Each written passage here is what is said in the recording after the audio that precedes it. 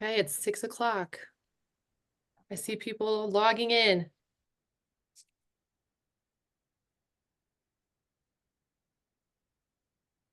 Give it like a few more seconds because we had over 100 people registered. Yep. Welcome to all those people that are coming in now.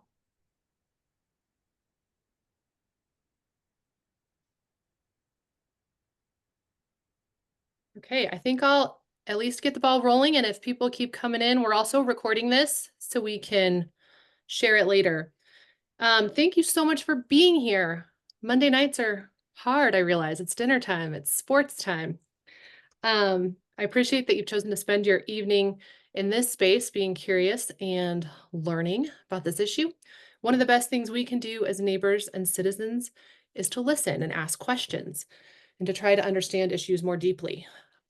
Your presence here shows that commitment, and I appreciate it. I'm Andrea Peters. I've been on Littleton City Council for 2 years, and I have learned a whole lot.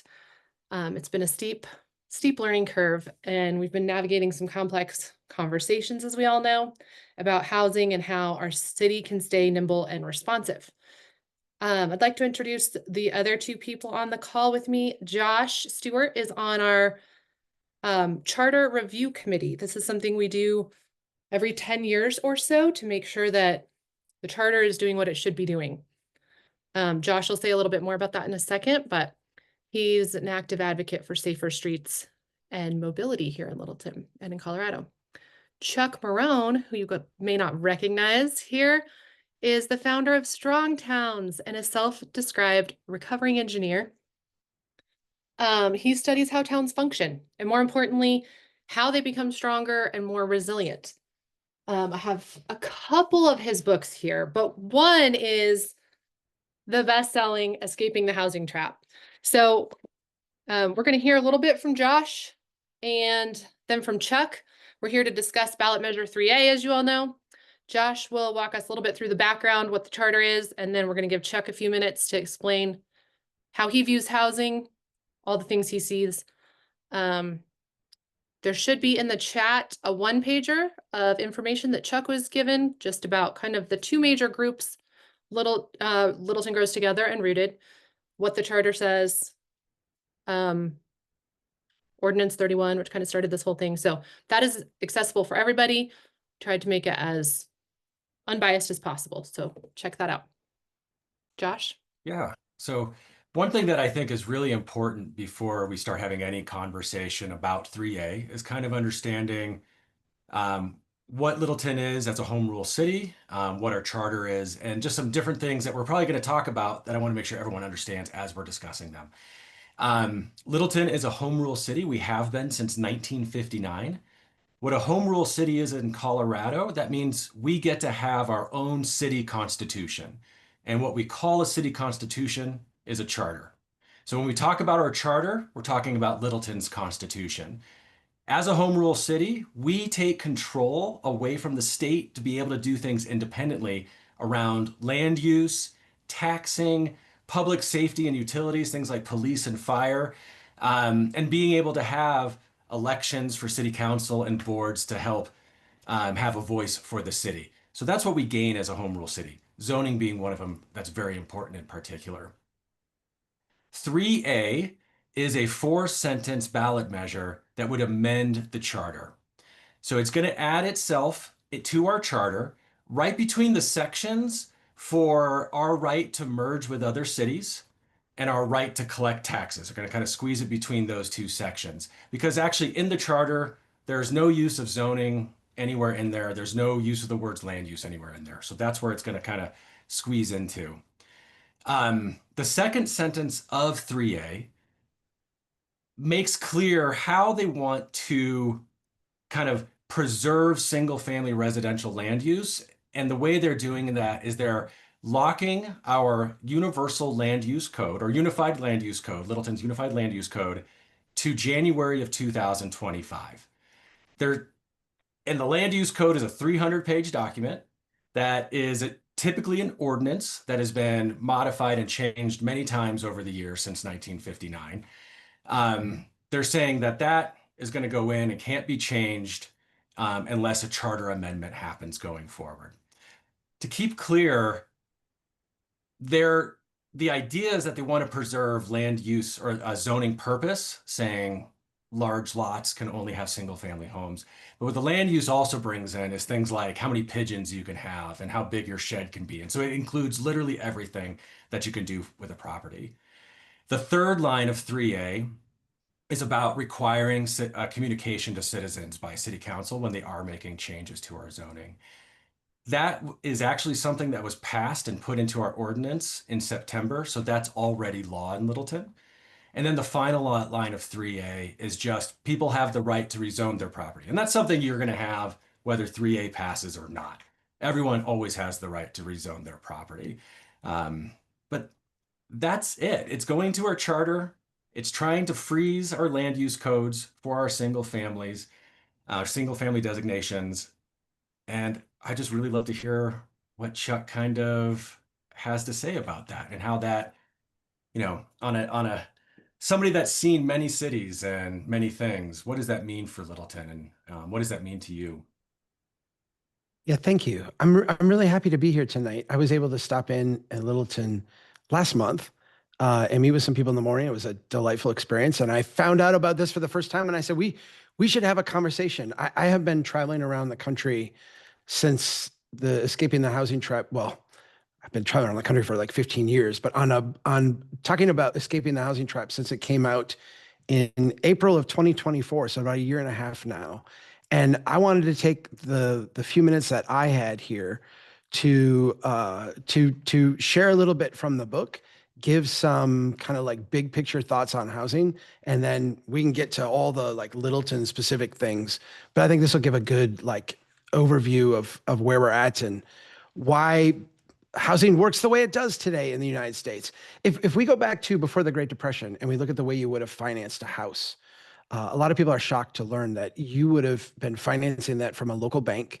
You would have needed a 50% down payment. You would have got an interest-only loan with a balloon payment at the end, maybe 3-year, 4-year, 5-year kind of loan. These were short-term loans because they were very, very local. During the Great Depression, that created a lot of problems for a number of homeowners. If you had a home and a mortgage going into the Depression, and then your home dropped in value during the Depression, and your balloon payment then came due at some point, what you would find is that the amount you owed and the amount the bank would lend you on that new loan, 50% of your new lower value, was different. And you were forced to come up with this amount in cash during the Great Depression, during this time of like immense, difficult tumult. And of course, many, many, many people couldn't do that. And so they lost their homes. When a bank receives a home in foreclosure, they sell it on the market. When they sell it on the market in a depressed market, it lowers prices further. That makes it harder for the next person whose balloon payment comes due, and on and on and on. We were in what economists call a deflationary spiral. The way we work to address this, and this comes from the early days of the Roosevelt administration, the New Deal, but really all through the Great Depression, was for the federal government to step in and, in a sense, they will stabilize the housing market. Instead of foreclosing on homes, the federal government bought those loans. The federal government would refinance them, ultimately doing it over longer terms with not just interest, but principal and interest. Lower interest rates, creating a secondary market with Fannie Mae, and reducing down payments and coming up with this new concept at the time called mortgage insurance, basically to insure local banks against loss. This was tremendous in terms of turning the deflationary spiral, ending that downward decline of housing prices. The overall concept, as we talk about at Stronghounds, is during the Great Depression, we made it easier for more people to borrow more money and ultimately to pay more for housing. You can pay more for housing when you can spread those payments out over a longer period of time. When you have a lower down payment, when you have a lower requirement. The thing about this is it worked well in the Depression to stop a deflationary spiral.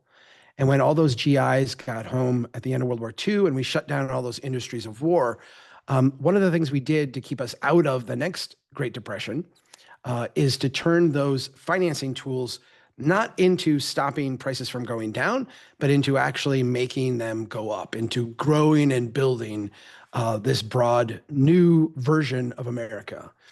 This is the version that we're all familiar with. We all live in a post-World War II world. Almost everybody alive today does not remember what that was like before then. We all live in this era of the 30-year mortgage, an area of the suburb, an area of curvilinear streets, and what have you. This is what is very normal to us. I want to kind of set the stage, that idea that this is a broad departure from the way really humans have financed housing for thousands and thousands of years. The reason this is with us today is not only because we created it during the Great Depression, but because it was really, really successful at the end of World War II. This is a chart from 1945 to 1970, so the first 25 years after the war ended. And you see, we were able to grow GDP dramatically in those 2.5 decades. At the same time, public debt grew only a small amount. It grew a little bit, but it was much less than what the GDP grew. This allowed us to take this magic number, the debt to GDP ratio, these two, and drop it dramatically. This is kind of the economist's hero journey. It's the thing they point to as like, we did this well. We grew our way out of debt. And you can even, when you listen to economists today, or you hear anybody talk about the national debt or what have you, we have a kind of consensus, bipartisan consensus, a broad political consensus that the way we get out of difficult times is to grow. And this is where that comes from, right after the end of World War II. The thing that is not often included in this story is how we grew. Because while the government was not taking on debt, what we saw is that the private market started to take on massive amounts of debt. That idea of making it easier for more people to borrow more money and pay more for housing not only created a lot of demand for housing, but it created a lot of demand for mortgage debt. People took out loans, and that was really the base kind of accelerator of the economy. This is a chart called the Case-Shiller Index. It tracks housing prices over time. We can spend hours on this chart. I'm going to do it an injustice by going really, really quickly. If you look, again, I started at the end of World War II and I finish here in 2008. If you look right after World War II, there's a little bit of volatility, and then you have this long period of decline, housing price decline. That is kind of the efficiency of scale. If you think of a flat screen TV being very highly priced, and over time the price drops, that's what you see in the first couple of decades after World War II. We're figuring out markets. We're figuring out how to do this. We're figuring out supply chains. And over time, the system becomes more efficient and prices go down. But then you have a series of financial bubbles. You have a bubble at the end of the 1960s. You have a bubble in the 1970s. We end up with an S&L bubble after that, and then you end up with the subprime bubble that we're all probably most familiar with. I could go into depth in the cause of each of these bubbles. The takeaway that I want you to get is that the amplitude of them grows over time. Each bubble becomes bigger than the last one. And what this represents in terms of how we finance housing is an increasing financialization of housing, financialization becoming more and more and more, housing becoming more and more and more of a financial product. In that first inflationary bubble, we bailed out local banks. In the second one, we again bailed out local banks. Then we went through a deregulation process. Then we went through a decentralization process. We created all kinds of derivative products, the mortgage-backed securities, and everything based off of that. And today, what we see is that housing as a financial product sits at the core of our system. It sits at the core of our banking system. Every bank has mortgage-backed securities as their reserve asset. It sits at the core of our insurance industry, sits at the core of our pension funds.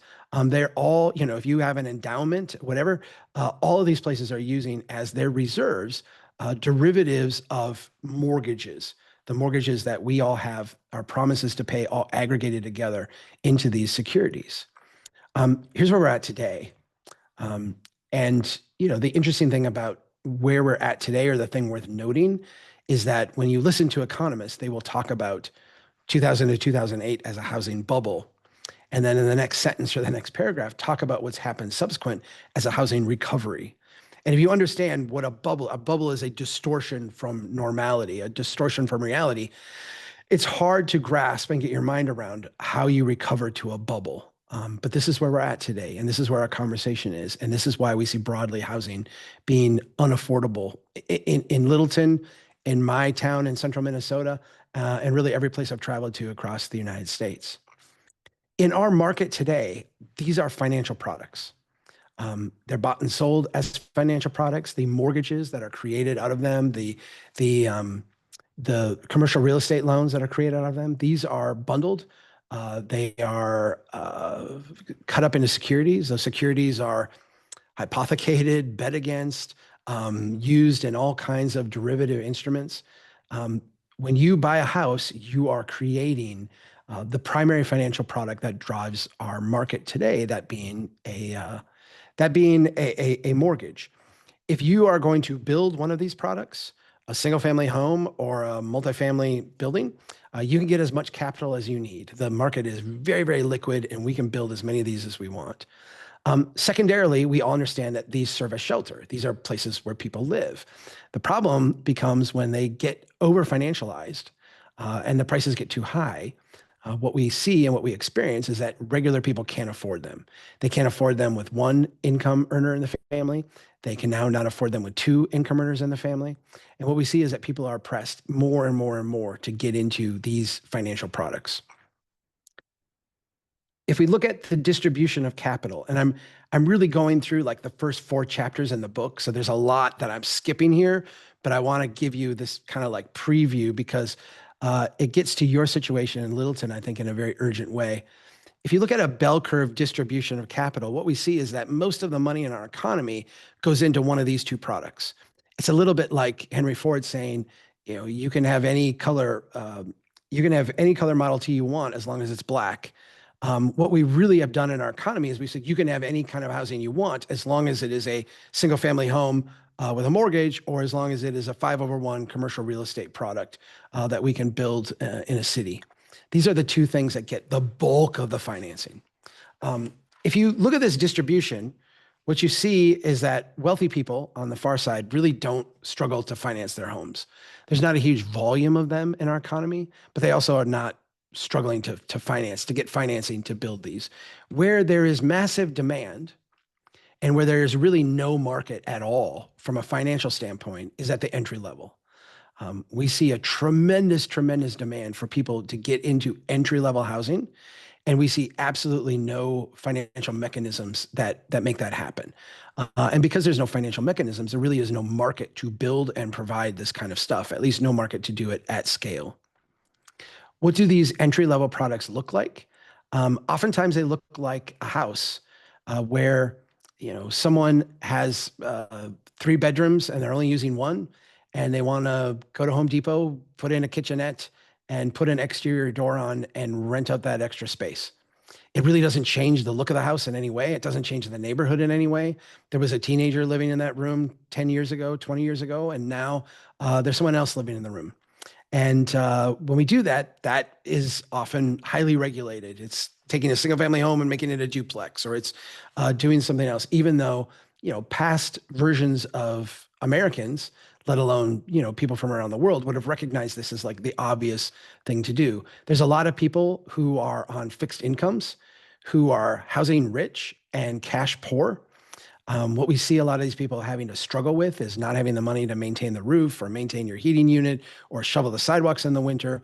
Being able to turn some of that riches of housing into cash is not only something that's very helpful for people, but, you know, we see lots of examples of people taking someone to the grocery store or being there in a medical emergency, things like this, that are just very like deeply human and deeply moral. And again, you know, in addition to like making financial sense for them.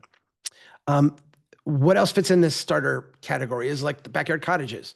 Not only, you know, are these really great for people who have someone in their family who, instead of putting them in a home or, having them go somewhere where they're not desiring to go, be able to build a small unit near them in the backyard, being able to house them. These things can be done really affordably. They can be done at a really good price scale and do it in a way where it allows someone to live a life of dignity in a neighborhood with other people. And then the third one that I want to highlight is the idea of a starter house. We have, in many cases, created this kind of weird fetish around the idea of a tiny home. And I really, never recommend that you build like a development of tiny homes. But the idea that on the properties we have in the city, that there isn't a lot of room where we have infrastructure, we're dying to get connections to. We've got expensive streets to maintain. We've got expensive sidewalks to maintain. We have all of this stuff on existing infrastructure. We can fit a lot of houses within that, especially when we start small like this. If you go to the neighborhoods of Littleton, you will not only see, you will see a lot of these starter homes. They generally will not be in the 400, 500, 600 square foot size that they were when they were built. What you'll see is that they've been added onto and added onto and added onto. And so they'll be 1,000 feet, 1,500 feet, somewhere in that range. You'll see the house have been added onto over time. What we want to do is get people into places that they can afford and then allow them, when they have the capacity, to expand and build on them. At Strong Towns, this is what we're trying to help cities around the country do, is to come to grips with the idea that housing as a financial product is not going to help make our cities more affordable places to live. It's not going to help our kids stay in town. It's not going to help our parents be able to stay in town. And it's making all of our families, stretched incredibly thin just to get into what are generally modest housing. And so the book and our organization has been working on 3 basic recommendations. The first one is reforming our codes to change some of this so that we can actually build the housing where there's such a high demand for it. To grow an ecosystem of developers who actually are able to do this work, and then to find ways to finance these entry-level products so that we can fill that market demand. We have created, as an organization, 2 toolkits. The first one deals with that housing code reform. Strongtowns.org/housing ready is where we have that toolkit. The next one we released last week, is like a week ago today, about how we change the culture at City Hall to essentially grow an ecosystem of incremental developers to help get people off the sidelines and into building things in our community. And then the third toolkit will come out next year. This is looking at ways that cities have financed housing. And I will just maybe close with saying finance housing without taking on risk and without losing money. Oftentimes when we talk about affordable housing, cities are asked to be, in a sense, the dumb money at the card table. And that's not a financially viable way to do things. And so our approach, the approach that we talk about, is all about making cities solvent and healthy, and being able to, keep taxes down, provide good services without kind of the runaway costs that we see in most cities today. If you're interested in this conversation, this is the book. I feel like there's a lot here for you, but I think more importantly, the website strongtowns.org has got a ton of information for you. And that website, I'm just going to back up so you have that one. Strongtowns.org/housing ready is where all of our housing stuff is at. I'm kind of anxious to talk about what is going on there because I feel like there is a debate. I mean, I run into it around the whole country, a debate about how do we make housing affordable? How do we allow people to live in the city?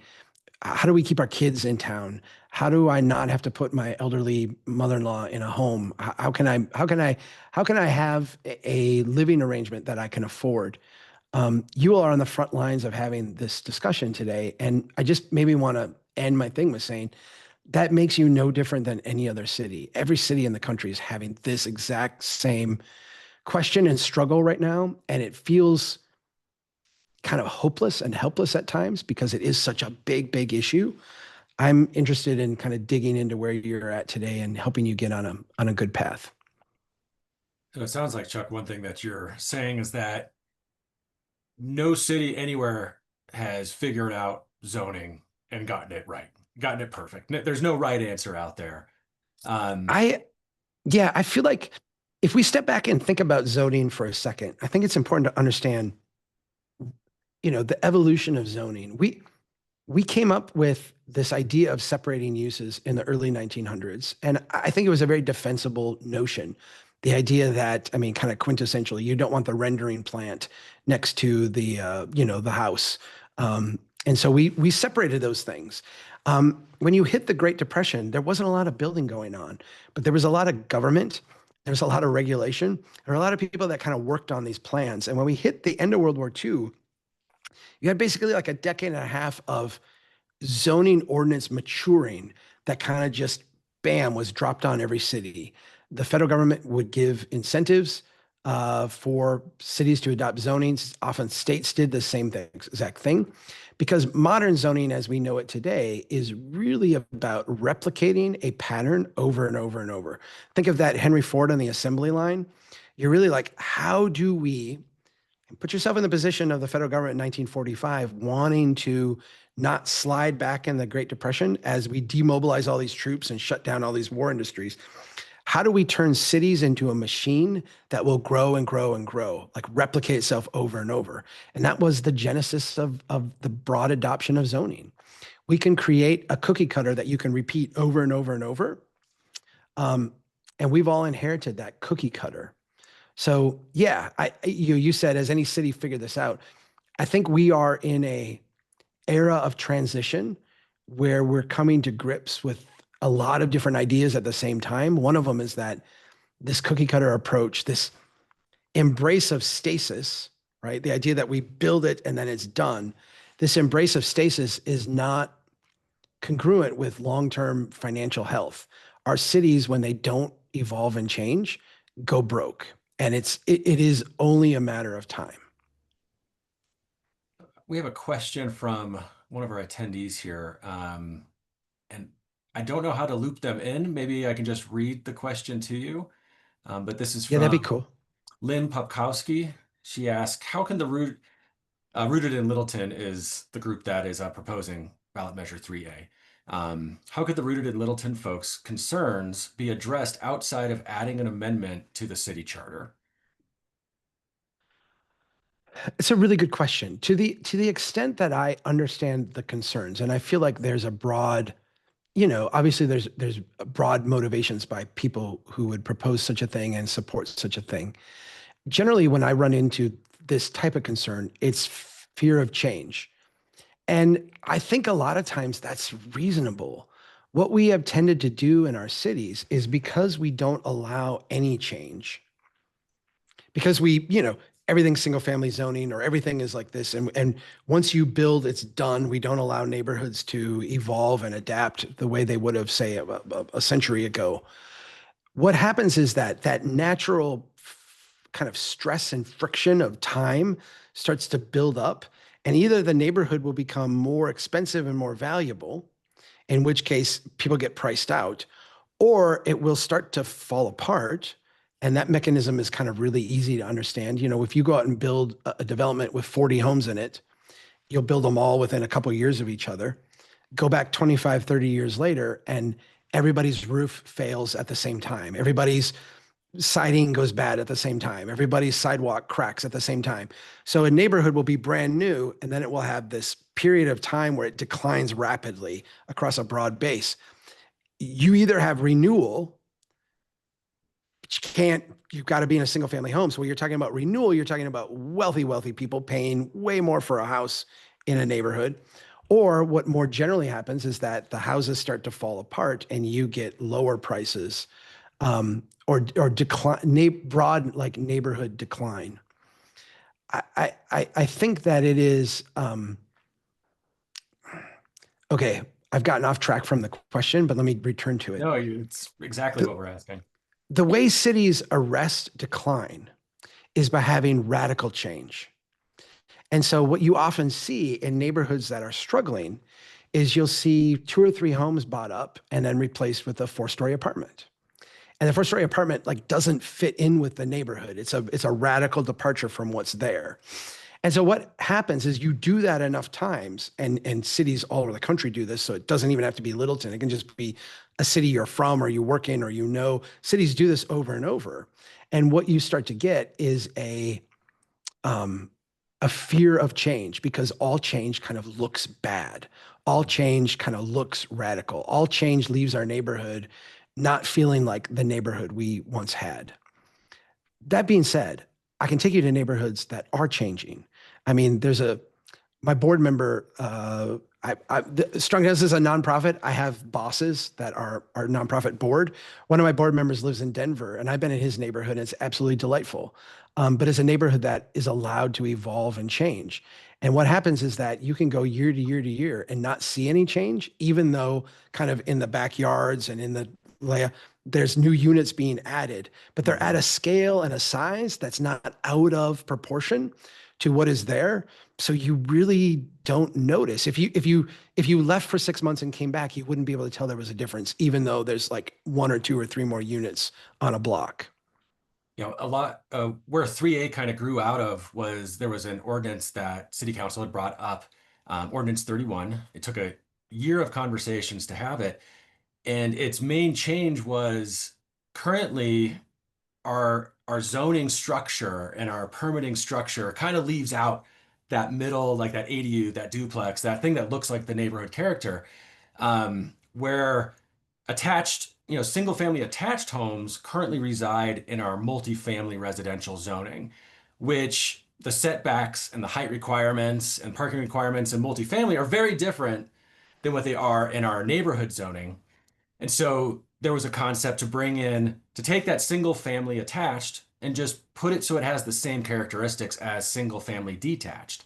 To kind of do what you're saying, to not get that radical change where a duplex goes in, but it's only 10 feet from the curb instead of 20. It's 40 feet high instead of 30, like the houses surrounding it.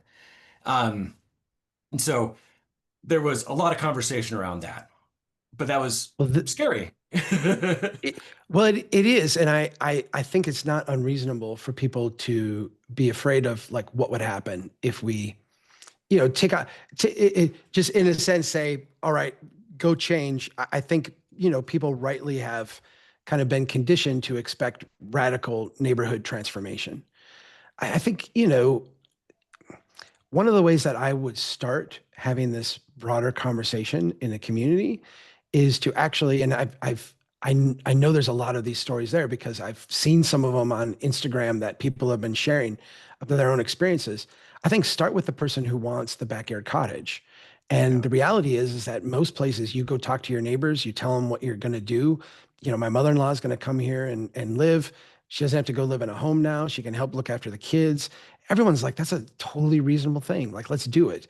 And I kind of feel like the thing that I would recommend is that you actually start with those instances where people, want them, and then let's do them, let's get it. And then let's look at that. And let's say, can we repeat this over and over and over? And I think most people in the community would say, yeah, of course we can compete that over and over. I think what is worrisome, and I get this worry too, like I get it. There's a lot of, there's a lot of housing advocacy that's just like, we need homes wherever we can get them. And so if you want to build a 6-story tower in the middle of town, or you want to like tear down these houses and rebuild, go do it. And I think that that is a recipe for the level of friction that actually goes in the wrong direction. Yeah, I We completely.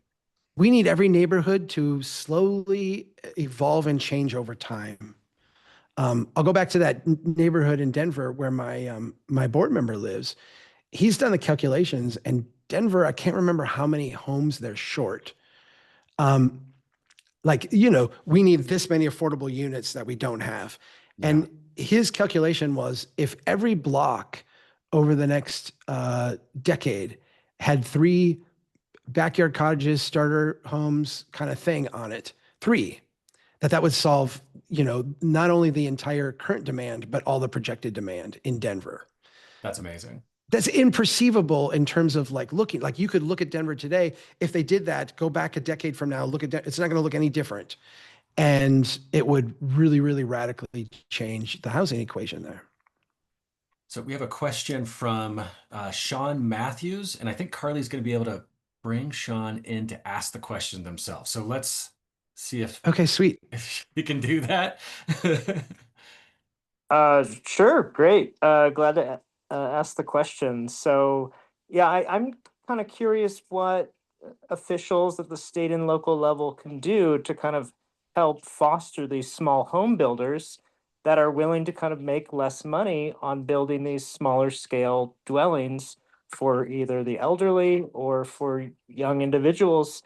And I mean, a shocking thing I think a lot of people are not aware of that over 30% of households are single person households today. So what can they do on the building, licensing, and financing side to help, those builders that are willing to build those types of homes? Well, let me add a clarifying thing on that stat, and then I'll answer your question. I think it's pretty astounding when you step back and look and you say 2 out of 3 homes that we built in the country are single family homes. So the kind of homes that we're all familiar with, multiple bedrooms, maybe a garage, that kind of thing, single family homes. 2 out of 3. 2 out of 3 households, more than 2 out of 3 really, households in the country are single or 2 people households. So a single person or a couple, no kids, living in a home with multiple bedrooms. And I'm not saying that there's anything wrong with that, but I mean, I know from my own parents' experience, they would love a smaller house in a walkable neighborhood. Here in central Minnesota, they cannot find it. They just don't exist. Every time they come up for sale, they go really, really quickly because there's tremendous demand for it. My dad had polio when he was a kid, so he's now 74 and he struggles with walking. He will not use a wheelchair and he insists on walking. He said that's how I can walk today because I always did. But he has a lot of trouble with stairs. So he would like a certain kind of home that's just not available in the marketplace today. When we look at that, we recognize that there's a lot of people, like I said, with a lot of they're house rich and cash poor. They have a lot of extra house. And oftentimes the idea of converting one of those spare bedrooms or that extra space you've got in the backyard or the extra space between your house and the next door neighbor's house or the splitting your lot and having one place access from the alley and you access from the street. These are all like really, really common things, or very simple things to do, but the rules don't allow it. There isn't anyone to build it. And the way we finance these requires, particularly when you get to the elder end of the spectrum, requires people to do things that they really don't want to do. These are people who burned their mortgage and are very proud of owning their home and have that financial security of having that equity. And then we tell them, take out an equity loan, make payments, do things that are going to be difficult for you or countercultural for you. So the 2 toolkits we put together go in depth on here's the 6 policies that every city should adopt to become housing ready, to go out and build these entry-level units. The second toolkit goes in depth on here are the things we can do at City Hall to have a culture of stewardship as opposed to a culture of no.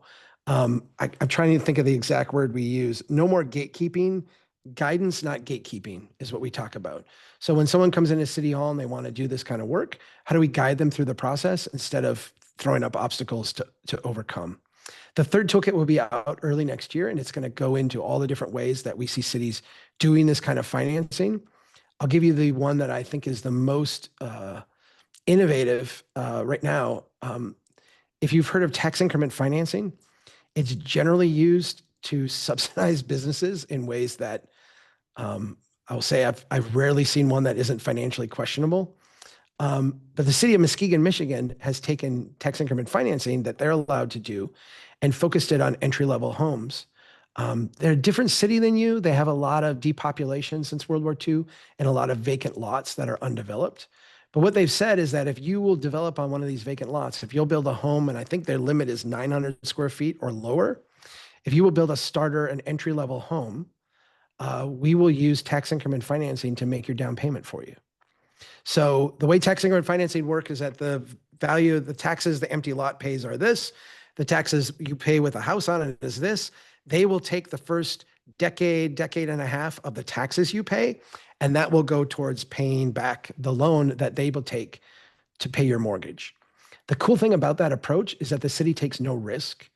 If you leave the home, you pay the loan back. If you default, you get made whole as a city before the mortgage holder gets made whole. There's really no risk for the city. And they can build, in a sense, as many as the market will come and ask for, they can finance in this way. They've gotten lots and lots of people into entry-level homes. And, these are people who stick around. They're people who live in the neighborhoods and are filling those gaps. I think that's an excellent answer to a very complex and hard question. Yeah, it's hard. None of this Yeah. stuff is easy. This stuff is really hard. Yeah. Yeah. And, it's right now our city code very much kind of keeps people from wanting to engage in that building process, that new revitalizing a neighborhood. I think a lot of people on the call can probably say with confidence that if there isn't an abandoned house on their block, there's probably one on the next block over. Wow. And Okay. it's it's not like we're in a bad place. It's just it happens, and it comes from a lot of things you talked about. Like if I'm aging in place and there's no place for me between retirement and needing care, I might just end up in a place that I can't afford, and it makes it difficult. I think this is the saddest part, Josh. I mean, it's the thing I see over and over and over, where people who have lived their entire lives in a community get to a point where they're faced with two options. Option number one is to stay in a house that is too big for you and too much house for you, and that you don't have the income to sustain anymore because you're on a fixed income, and then watch it slowly decline. And then you ultimately wind up leaving your family with a big mess, and it doesn't work out well. The other option is to sell it and leave and go someplace else that is not where you want to be. And when we talk to people in this situation, they'll say, I don't want to move. Not only do I not want to live in a retirement community or whatever it would be, but my church is up the street. I have memories here with my kids. My best friend lives 2 blocks away. We get together and play bridge. There are all these things. And so if we can allow people in that situation the dignity to be able to live in their home as long as they wish, and the cost of that is to be able to create an affordable unit for someone who might want to move in and live in the neighborhood. That's a really, to me, easy trade-off. It's a really beautiful thing. Yeah. We going to take a question from Brad Peterson. So if we can loop him in and let him ask himself. Can you hear me okay? We can. Yeah, absolutely. So I'm actively building an ADU in downtown Littleton as we speak. And one of the troubles I've had is affordability. It costs a lot. It takes about a year to get through the planning and zoning process and getting your permits. And then the impact fees, I think, I have about 800 square foot ADU, and the impact fees were about $20,000. Wow. Okay. Yeah, it's so the reality and the practical cost of these things is prohibitive. So I'm wondering if you guys can speak on any incentives you might recommend the city adopt to lower maybe the tap fees, the impact fees. Maybe there's a property tax discount you could get over time. I mean, thinking outside the box, how can we make these actually more affordable to build so that developers actually build them? Yeah, it's a really good question. With 20,000 in impact fees, it's a big slice of pie. I don't know how your impact fees are written, and I actually I've studied Florida's extensively, but I've not studied Colorado, so I can't speak intelligently about what your actual laws say. I will say that what I have seen in other parts of the country that use impact fees is that they're often misapplied when it comes to this style of housing. If you have a sewer water connection fee, in theory, you are paying for the pipe that you're connecting to, and you're Right. paying for your portion of the treatment facility that's going to, treat everybody's sewage. So you're paying for your portion of the capacity. On the former part of that, it is often a misappropriation, in the sense that your individual contribution to that is so small and so insignificant, but you get charged as if you were something way bigger and something Right. like was adding a lot more stress to the system. I get the treatment side of it more clearly, but what we find in a lot of instances is that, again, the way that those are dispersed are very strange. If you have a backyard cottage, for example, you have one bedroom. You're not going to be using that much capacity in the sewer system. Yet these places will pay the same hookup fee, the same impact fee as if you had a 5-bedroom home, which is just a very, very different thing. So I think we can, if we really wanted to solve this problem, I think we could step back and look at some of those fees and recognize that, well, yes, you do need to make a contribution to sewage treatment and you do need to make a contribution to water treatment because those are like communal things everybody's banding together to pay for, and you do have some impact. The impact is very disproportionate to what you're being charged. Like those should be a lot less. I do feel though, like the big thing here, we talk about in that first toolkit that we should be able to have 24-hour permit approvals for entry-level units. And that's been a sticking point sometimes that I've run into with city halls, because they're like, how can we do that 24-hour permit approval? And I think often when I talk to them, what I get is they're trying to apply that to everything. So the Costco comes in, 24-hour permit approval. The big 40-unit subdivision comes in, 24-hour permit approval. No, but if you're doing entry-level products, a duplex conversion, a backyard cottage, a small house on an existing lot in an existing neighborhood, these are things that do not require a ton of review. They really don't. And I think if we follow the city's process, we can find the pinch points that are unnecessary and redundant. One of the things we say in the second toolkit is if you want to get developers off the sidelines building this stuff, you have to have a process proportionate to the impact. The impact of a backyard cottage is really, really small. The process should be really small too. Yeah. Yep. I think something I keep hearing over and over again, Chuck, is just how important it is for a city to be flexible in order to do these things and kind of address the needs of the people as they are, as they come in, as finding new people to be willing to invest in your city and being able to work with them to change things to make it easier for them. And really why we're having this conversation, because 3A is saying like the code as it sits today is perfect. And which I guarantee it's not. Yeah. Yeah. I actually want to take a question. I don't know if they're available for it, but Tim M, I don't know Tim's last name. He has a question and if we can get him in, if not, I'll ask the question. Yeah, I can get in. There we are. Okay. Yeah, wonderful. Yeah. Yeah. I'm driving now, but yeah, great information. I just kind of latched on to one thing. I will say I'm middle ground on this 3A issue.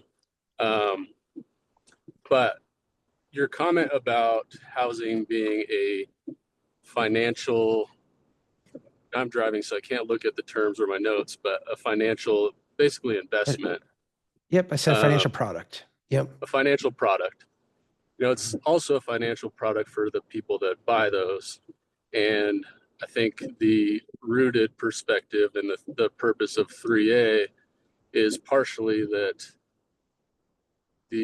that financial product is being changed without their approval. So I guess my question being, how can you infill these products without the impact on something that somebody's invested their whole life into? And I know that, you know, sometimes it is minimal. Maybe there's a house here, a house there, but that can change a neighborhood in certain kind of neighborhoods. So I don't know, what would your thoughts on that be? I think it's a great question. Let's acknowledge that the largest investment most of us have is our home, and that a lot of what zoning has evolved into is a defense of home values. And I get that like defensive nature of it, or that thought of a defensive nature. I was getting a haircut today, and as I was waiting to sit down, the guy who was in the barber's chair was talking about an apartment building. And he said, I don't want one of those built next to me. It's going to decrease my property values. And he went on and on about how it would, you know, bring a negative impact and this and that. I don't, you know, there's a lot of studies that say that's not true. I am skeptical of some of those studies because I think it is, trying to find the data that you want.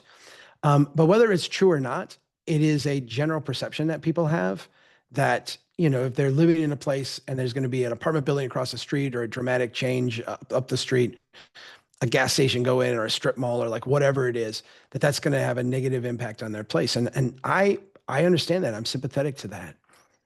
I think it's important to recognize that when I say housing is a financial product, what I am saying is that we have been pretty dedicated now for 50 or 60 years to not allowing it to go down. Because if housing prices went down dramatically or even slowed down a little bit, what you see is that all kinds of financial products in our system stop working. And so you can see right now that the way we make housing affordable, in the last presidential election, we had two candidates and they both had housing affordability plans. The candidate did not win. That candidate's plan was down payment assistance. In other words, let's give you money so that you can pay more for housing. The candidate that did win, the basic plan there was we're going to privatize Fannie and Freddie, and we're going to extend loan periods over longer periods of time. So in other words, instead of getting a 30-year mortgage, you can get a 40-year mortgage or a 50-year mortgage. Because if we spread those payments out over a longer period of time, you can pay more for a house, for the same house. We have this feedback loop that just keeps increasing prices because they are less and less connected to what we can actually pay. Within that, what we see is that if we are going to have a approach locally that creates affordable units at scale without impacting existing property values negatively and without bankrupting the city by asking them to, like I said before, be the dumb money at the card table, spend money on things that are going to lose money. If we have those four constraints, the only way to start addressing that problem is with the incremental stuff. It's with the backyard cottage, because a backyard cottage will raise the value of your property. It absolutely will, without impacting your neighbor's property. Allowing that rental, that extra bedroom to be rented out will increase the value of your property without doing anything to your neighbor's property. It won't even be perceptible to someone. So these are really the only way to meet those four kind of limiting criteria. And that's, that took a lot of time for us to kind of get to. Like, how do you thread this needle, right? Because if you do something that will dramatically decrease property values, it will not be broadly accepted. It just won't be. Well, and you had said something before about how a neighborhood gets all built up at once, and that also means that it reaches kind of something needs to happen to it all at once as Maturity at once. Yeah, That's maturity. exactly what Yeah, and happens. so without flexibility, there's a chance that the neighborhood as a whole could start to lose value if there isn't opportunity to do things to those homes that are starting to look bad, that need the paint, need the roof, that isn't putting in an apartment complex. Like it's. Yes. What you see is that because we don't, and I don't want to get too much into like macroeconomic policy, but basically like in dollars, housing doesn't decline in value. But in like real inflation adjusted, what you see is that some neighborhoods will sprint ahead and some neighborhoods will stay behind. They'll be laggards in that. And so they become more affordable, not because they're actually built to be affordable, but because they start falling apart. Because they become more undesirable. And that's really not the direction that we want anybody to go. What you want is you want people to be able to invest in their property, be able to maintain that property and have it hold its value over time. And it won't happen relative to the dollar when you let neighborhoods fall apart like that. Well, I'm going to try to get a couple more questions in the last 6 minutes that we have here. And if we could have Eric Veith ask his question, I think it's a good follow-up to Tim's question. If Eric is still there, are we able to bring him in? I love you bringing people in like this. It's been a lot of fun. Good. Yeah. He says, I'm here, but can't talk. So you may have to read his. I will just read his question then, because he wrote out a very good one. Let's see. Our community has seen a lot of pushback, specifically against smaller home types. People who are up in arms aren't just upset about the prospect of a large apartment complex being plopped in their block. They also don't want a duplex next door, as they claim it goes against community character. What are your thoughts on good faith methods for addressing these types of nothing but single family detached concerns? Have you seen any cities successfully address concerns about community character while still making these types of homes easier to build? So there's two directions that goes in. The first one is I'm against all change all the time. Um, and I really don't have a good answer for that, except just to say that that is really like not the reality of a city. If you try to lock your city, put it under glass and say it's never going to move or change, the results of that will be devastating. You will not. What you will see is that pressure will build up, and then you will get the radical shift here or there at some point. It's really like a bad way to let off steam. It's really a bad way to function. You will either lock yourselves into runaway unaffordability or runaway decline, most likely the latter. Yeah. So if you are against all change, like it's got to be single family, like there's nothing else that can happen. I really don't have an argument for that, except to say that that's really not reality.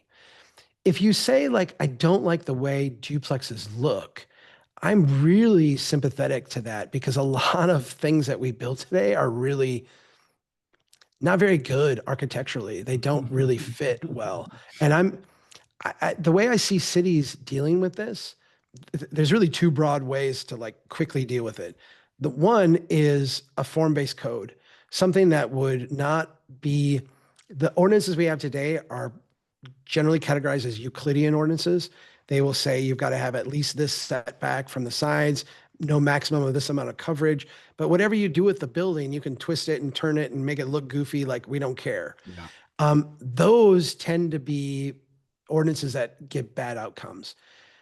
A better version of a code is one that says, all right, here's the character of this neighborhood. Here's where all the buildings are kind of lined up. You have to build up in line with the other buildings. You can't put your garage out front. You need to have it recessed back a little bit so that the dominant feature is the front of the house, not the garage. Now, you hear me going through this, and what I'm talking about are replacing what are kind of brute force standards of setbacks and coverage limits with more architectural character standards. A lot of people don't like that because they say, well, you can build it however you want.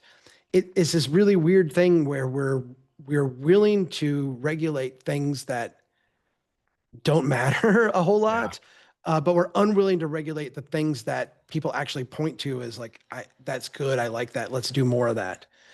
So if we can get beyond that, a form-based code is one way to address that. The second way to address it, a lot of cities have started to develop pre-approved building permits.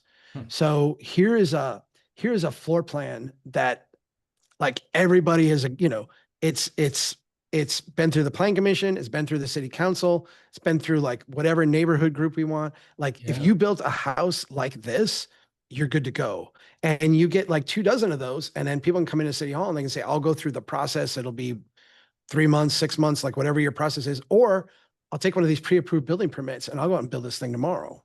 Oh, what a great And way to then, attract investors. Yeah. yeah, you're ready to go, and you can build something that people can be confident with will fit into the neighborhood, even though it might be a duplex or a triplex. But none of that would be possible if we freeze our land use code into our charter.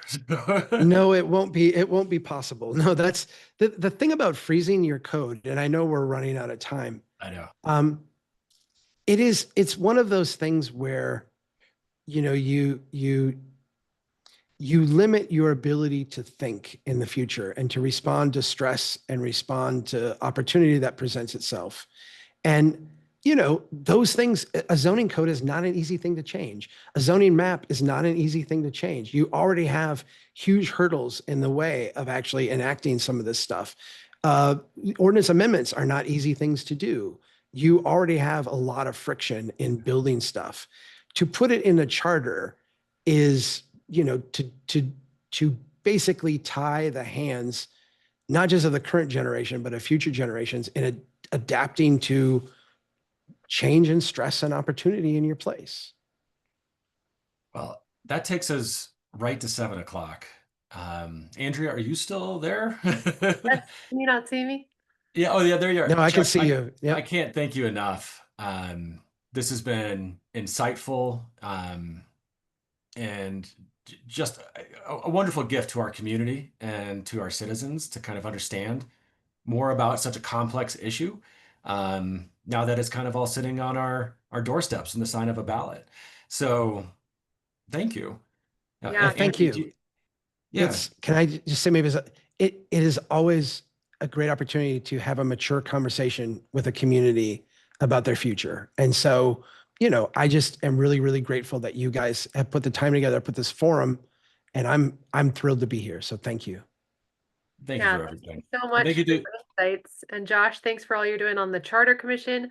Um, there's a wealth of more information if you want. You can find Chuck's books, but thanks to everyone who showed up. We have a whole lot of people here actually on both sides of how they might vote on this. So I appreciate everyone dedicating an hour to maybe learn something, maybe hear something they didn't think of before and engage civically. That's what makes Littleton awesome.